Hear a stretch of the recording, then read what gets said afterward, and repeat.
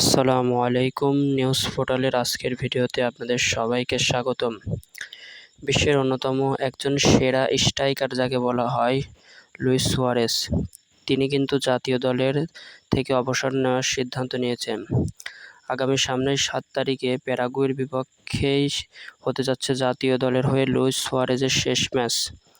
2007 থেকে 2024 সালের টানা তিনি উরুগুয়ের জাতীয় দলকে সার্ভিস দিয়েছেন এবং উরুগুয়েকে বিশ্বকাপের সেমিফাইনাল, কোয়ার্টার ফাইনাল এবং 2011 সালের কোপা আমেরিকা সহ উরুগুয়েকে একটি সম্মানজনক স্থানে রূপ দেওয়ার এই নায়ক কিন্তু লুইস সুয়ারেজ। অবশেষে তিনি সিদ্ধান্ত নিয়েছেন যে তিনি আর জাতীয় দলে খেলতে চাচ্ছেন না। অবশ্য তিনি জানেন এটা আমার বয়স কিংবা ফিটনেসের জন্য নয়।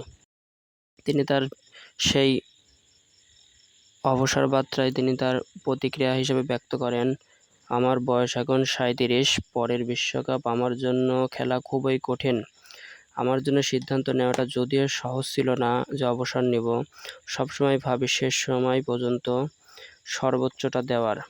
আমি ইনজুরি বা অন্য কোনো কারণে অবসরে যাচ্ছি না। 2011 সালের কোপা জেতার স্মৃতিটা আমার জন্য সবচেয়ে সুখকর হিসাবে লিপিবদ্ধ থাকবে।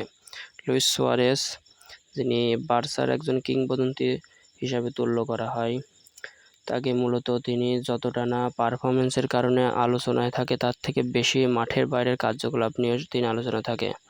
আপনারা অবশ্যই জানবেন 2010 সালে আফ্রিকাতে ওয়ার্ল্ড কাপ চলাকালীন ঘানার বিপক্ষে কোয়ার্টার ফাইনালে লুইস সুয়ারেজের হাত দিয়ে যে বল ঠেকিয়ে উরুগুয়েকে সেমিফাইনালে নেওয়ার অন্যতম কারিগর কিন্তু এই লুইস সুয়ারেজ। ঠিক পরের বিশ্বকাপ 2014 সালে ইতালির বিপক্ষে ম্যাচে জেলেস্কিকে কিন্তু দাঁত দিয়ে কামড়িয়ে লাল কার্ড পান।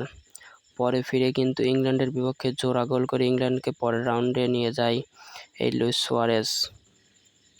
তিনি তার জাতীয় দলের হয়ে মোট 142টি ম্যাচ খেলে 69টি গোল এবং 32টি অ্যাসিস্ট করেন, যা কিনা দক্ষিণ এশিয়ার সেরা 5 জনের মধ্যে একজন। এই তালিকায় আছেন পেলে, মেসি, নেইমার এবং রোনালদো।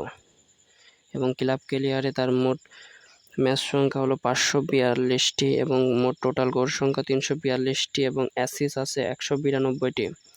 তিনি ক্লাব ক্যারিয়ার 2007 সালে শুরু করেন আয়াক্স থেকে 2011 সালে আসেন ইংলিশ ক্লাব লিভারপুলে এবং 2011 সালে থেকে 2014 সাল পর্যন্ত তিনি লিভারপুলে খেলে এবং সবচেয়ে সেরা সময় যেই এফসি বার্সেলোনাতে কিন্তু 2014 সালে আসেন এবং তারপরেই কিন্তু শুরু হয় মেসি, নেইমার এবং সুয়ারেজের যে একটি জুটি। সেই 14 সাল থেকে 20 সাল পর্যন্ত তিনি কিন্তু বার্সেলোনায় থাকে এবং বর্তমানে তিনি মেসির সতীর্থ হিসাবে ইন্টার মায়ামিতে কিন্তু আছে।